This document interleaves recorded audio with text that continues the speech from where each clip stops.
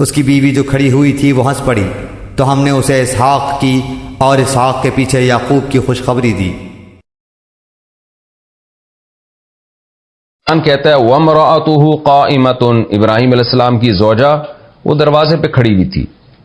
دیکھیں جب بھی کوئی کسی کے گھر مہمان آتا ہے، کمرے میں بیٹھتا ہے، مہمان خانے میں بیٹھتا ہے، تو کسی کا بھی دروازے پہ کھڑے ہو کر ان کی باتوں کو سننا یہ غیر اخلاقی حرکت کہلاتا ہے، یہ ایک قسم کی جاسوسی اور تجسس کہلاتا ہے۔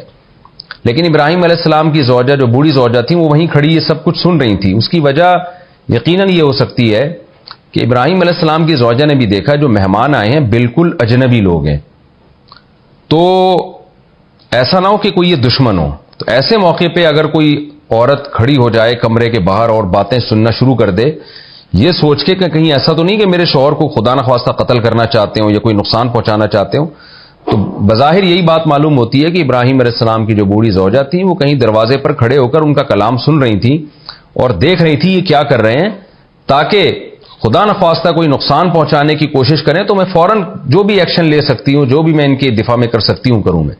تو یہی حکمت ایک معلوم ہوتی ہے۔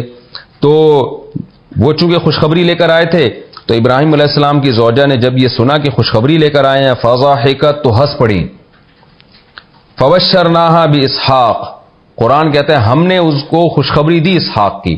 اب یہاں فبشرنا کے دو مطلب ہو سکتے ہیں۔ ایک مطلب تو یہ ہے کہ قرآن کہہ رہے ہمارے پیغمبر ابراہیم کے پاس، ہمارے فرشتے ابراہیم کے پاس خوشخبری لے کر آئے، تو اس کا مطلب پہلے ابراہیم علیہ السلام کو وہ خوشخبری دے چکے تھے۔ اس خوشخبری پر ابراہیم علیہ السلام کی زوجہ تعجب سے ہنسی ہیں۔ ہنسی اس لیے کہ بھئی تم کیسی مذاق کر رہے ہو، بڑھاپے میں کہاں اولاد ہوتی ہے۔ فبشرناہا باسحاق، ہم نے ان کو دوبارہ خوشخبری سنا دی اسحاق کی۔ تو یہ عمل دوبارہ ہوا ہے، ریپیٹ ہوا ہے کہ آپ کے ہنسنے کی ہمیں پرواہ نہیں ہے، آپ جتنا بھی تعجب سے ہٹیں، تعجب سے ہنسیں آپ۔ فبشرناہا باسحاق، ان کے ہنسنے کے بعد ہم نے آپ کو خوشخبری سنا دی اسحاق علیہ السلام کی۔ ایک مطلب تو اس آیت کا یہ ہو سکتا ہے۔ دوسرا یہ ہو سکتا ہے کہ یہ جو قرآن کہہ رہا ہے کہ ابراہیم علیہ السلام کے پاس فرشتے خوشخبری لے کر آئے تھے، تو آئے تو تھے لیکن ابھی دی نہیں تھی، دی بعد میں ہے۔ وہ بعد میں کب دی ہے؟ بعد میں جب دی ہے کہ یہ فبشرناہا باسحاق، کہ ہم نے ان کی زوجہ کو خوشخبری دے دی اسحاق علیہ السلام کی۔ یہ خوشخبری بعد میں دی ہے، بیوی کے ہنسنے کا عمل پہلے ہوا ہے۔ اب یہاں یہ اشکال ہوگا کہ ظاہر ہے وہ ہنسی تو خوشخبری پر تھی نا، تو یہ کیسے ہو سکتا ہے کہ وَامْرَأَتُهُ قَائِمَةٌ، ان کی زوجہ کھڑی ہوئی تھی، فضحکت، ہنسنے لگی، فبشرناہا باسحاق، تو ہم نے ان کو خوشخبری سنا دی اسحاق کی۔ یہاں پر یہ اشکال ہوگا کہ ہنسی پہلے ہیں، خوشخبری بعد میں ملی ہے، تو یہ کیسے ہے؟ تو اس کا جواب یہ ہے کہ قرآن مجید میں بعض دفعہ قلب ہوتا ہے۔ قلب یہ ہوتا ہے کہ ہم نے کام ایک پہلے کیا اور ہنسنے کا عمل بعد میں ہوا، لیکن یہ اتنا ساتھ ساتھ تھا کہ قرآن نے ہنسنے کے عمل کا پہلے تذکرہ کر دیا اور بچہ دینے کی، اولاد دینے کی خوشخبری کا تذکرہ قرآن بعد میں کر رہا ہے۔ عمل تو پہلے ہوا ہے لیکن تذکرہ بعد میں کر رہا ہے، یہ بتانے کے لیے کہ دونوں بالکل ساتھ ساتھ تھے، ادھر خوشخبری ہوئی ہے، ادھر فوراً انہوں نے ہنسنا شروع کر دیا۔ تو وَامْرَأَتُهُ قَائِمَةٌ، ان کی زوجہ کھڑی ہوئی تھی، فضحکت، تو وہ ہنسی ہیں، فبشرناہا باسحاق، تو ہم نے ان کو اسحاق کی خوشخبری سنائی، یعنی ان کو اسحاق کی خوشخبری سنائی، اسی بیس پہ وہ ہنسی ہیں۔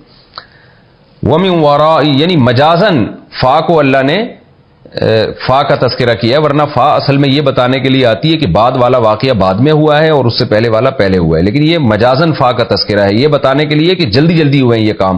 یہ مقصد نہیں ہے کہ فا کے بعد جو عمل ہے وہ بعد میں ہوا اور پہلے جو عمل ہے وہ پہلے ہوا، اصل میں تو جو عمل بعد میں ہے وہ بعد میں ہی ہوا، وہ جو پہلے ہے وہ پہلے ہی ہوا۔